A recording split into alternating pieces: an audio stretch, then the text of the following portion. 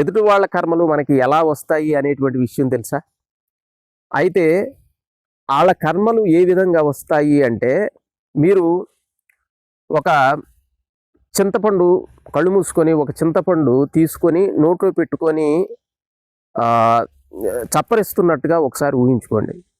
లేకపోతే ఒక నిమ్మకాయని నోట్లో పిండుకున్నట్టుగా ఊహించుకోండి. లేకపోతే నిమ్మకాయ పిండేటప్పుడు చూడండి.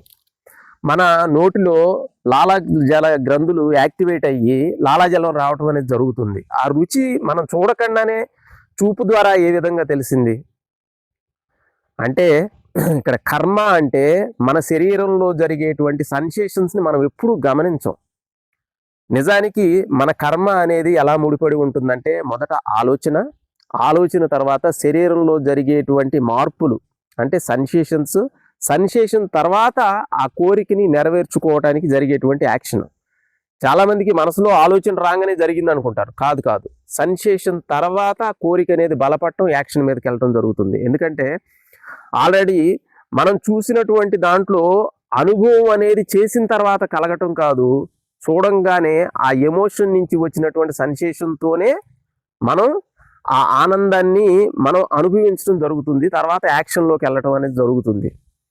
కాబట్టి శరీరంలో జరిగేటువంటి సెన్సేషన్స్, చాలామందికి సీరియల్స్ చూస్తారు, సినిమాలు చూస్తారు, దాంట్లో ఏదైనా విషయాలు చూసినప్పుడు వీళ్ళ మనలో రియాక్షన్ కలుగుతుంది అంటే అది కర్మే.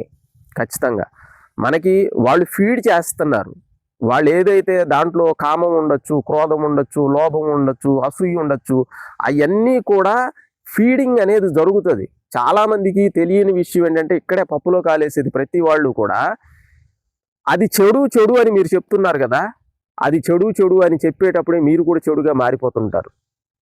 ఎందుకంటే మనం ఒక కాలం అనేది క్లీన్ చేసినప్పుడు దాంట్లో ఎంత మీరు క్లీన్ చేసినా కానీ దానికి సంబంధించినటువంటి ఎంతో కొంత దుర్గంధం అనేది మనకు అంటడం అనేది జరుగుతుంది.